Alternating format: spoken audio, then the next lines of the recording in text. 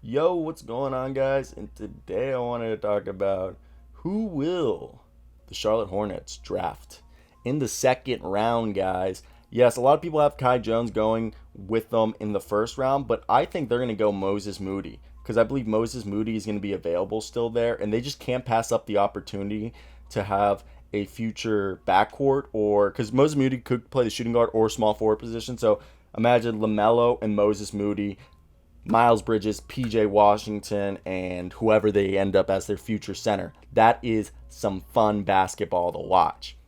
Now, Kai Jones would also be great. And the problem with, I think Moses Moody would be able to help contribute day one, while Kai Jones could be a rotation piece, but I don't think he's playing more than 15, 20 minutes a night for the Hornets because the Hornets want to go back to the playoffs.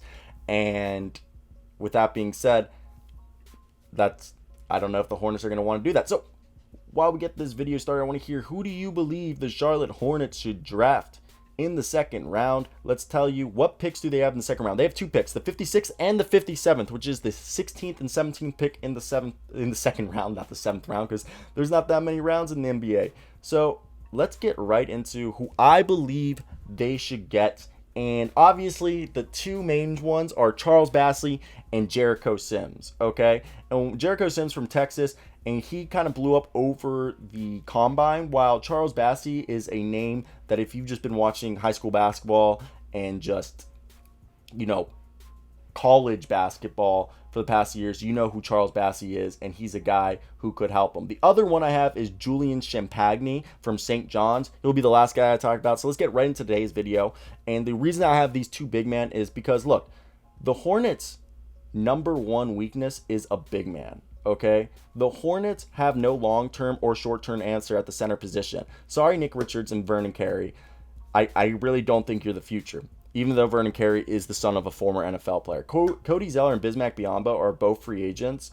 And yes, they have the cap space to use to bring a guy like Montrezl Harrell or another big man. And it wouldn't be surprising to see the team decide to address that need that way. And that's why I believe Kai Jones might not be drafted. Like Alperen Sengun, Usman Garuba, Isaiah Jackson, and Kai Jones are all options at 11. But if Moses Moody's there, I think he could help, and they can fill out the center position through free agency and get a guy that could develop in the second round, because there's a lot of center potential. And they probably need one more guy here to be able to eat up minutes at the center position. That could be next year, Nick Richards and Vernon Carey, while this second round pick develops. And it wouldn't be a stunner that they address the position both in the draft and free agency. I also don't think it's necessary or guaranteed they do so in the draft.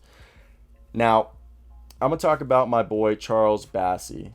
I don't know if you guys knew he was 20 years old. He'd be 21 on October 28th. He's 6'11", 230 pounds. I love this cat. 3 years at Western Kentucky, which is a CUSA, and every year he improved. He improved his three-point shot. He had 45% his freshman year, but like it really isn't just. He just gotten more confident with his shot. And he's 6'11" with a 7'3" wingspan. He runs extremely well for a big man, and he consistently beats his man down the floor with speed. And yes, defensively he can't switch and has to play drop coverage as a big, which limits his market as a big, but he's really improved in a drop compared to his freshman year, where he couldn't stay in front of anyone and was often lost in no man's land.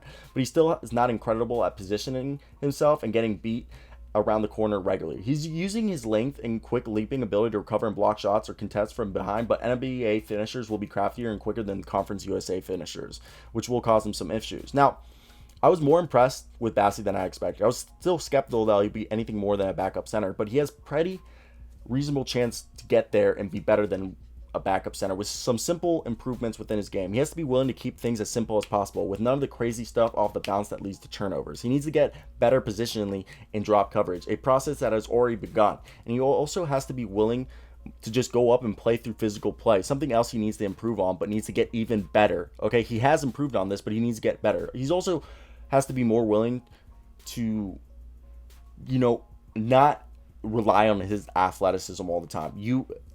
enhance his basketball IQ. He's just such an easy leaper and good rim runner with strong hands. It's easy to understand an offensive role here. He's instinctually so good around the basket as a rim protector. He might be able to carve out a role there too. He needs to develop, and which is why I see him more as a two-way guy that isn't quite ready for a backup NBA spot, but there are enough tools that I'd be happily to give him a two-way contract as long as everything comes back clean on the knees. Because the knees are a little bit of a concern. And hopefully everything will be fine and he'll be able to be a guy who can help. And let's just talk about my guy, Jericho Sims, as the next guy. And Jericho Sims played 4 years, and he only averaged over a block a game the last 2 years, and he's backed up a lot of players. And look, he's 6'10", 245 pounds with a 7'3" wingspan. He had a 45-inch or a 44-inch wingspan. I mean, not wingspan, vertical. So that was pretty crazy. I'm a little bit higher than the consensus on Sims. He usually doesn't have the markers of an elite prospect, having not made an all Big 12 team or an all defensive team in college. It's easy to see how he slipped on the radar a bit. But does he really seem like the guy? I think he has a better chance of being a better player than Charles Bassey, personally. He does a lot of things really well that will translate to the NBA as a paint protector, a potential switch defender, and finisher. He's more athletic than Charles Bassey, and he's better at switching than he could probably defend some power forwards. I don't know if Charles Bassey can.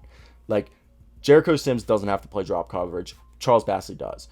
Coaches probably wouldn't be opposed to getting him on the floor sooner rather than later because he's really good in a variety of settings on defense. He's not going to be anything more than a backup center because I think he's not quite well-rounded enough to be a starter, but he's definitely versatile enough on defense and good enough at his one thing on offense to make it work. And that one thing on offense is extremely simple. He's a rim runner and finisher, made a higher percentage shot of his shots at the rim than any other player in college basketball at 80.4%. He gets off the floor so easily, finishes everything with a dunk if he can. But he's one of the best players out of the dunk spot where you can just load up. Big time catch radius to get the ball out of lobs when they do pick and rolls. Okay footwork to be able to make plays if the dunk isn't there, and good enough touch around the basket, and a good offensive rebounder, and that's why I think he's the perfect guy for them at 33. Now, the next guy that we could say is questionable is Julian Shanpagi.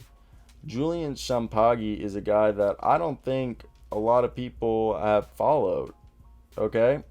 He's a guy that I think could really be great, and he played 2 years at St. John's, and he is so good. Did I say Julian? I'm pretty sure. Is it Julian or Justin? Yeah, Julian. Okay, Justin must be his twin brother. There's 2 Shanpagis in this draft. What the hell? I'm like looking and I somehow... Justin Shanpag. I'm trying to find Julian Shanpag. Are you telling me there's just Justin? I thought Julian was in this draft. I thought there's just Justin in this draft. Someone tell me. I'm so confused.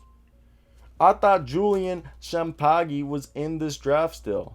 I'm looking at Justin. Julian return? I doubt it. Fuck me. He's returning. So I think Justin is. Fuck me. So, anticlimactic there. So, if you guys have just... I think Justin's the one I'm talking about then. His brother is the guy we can talk about them. I'm sorry about that. That's embarrassing. You know, he's a guy who played for... You know, this is just... Did not expect that. Okay, let's just... Julian. Or Justin. Okay, Justin averaged 31%. I mean, I like his brother better, but he's a little undersized, high-level big man that reminds me of Bonzi Collins. He's a bit more athletic than Bonzi Collins, and Collins is thicker and has a stronger upper half. Look, Justin Shanpagi, 18 points, 11 rebounds, 1.6 assists, 1.5 turnovers, 1.3 blocks per game, and 1.2 steals per game for Pittsburgh in the ACC. Don't know much about the guy. Fucked up. So tell me what you guys think.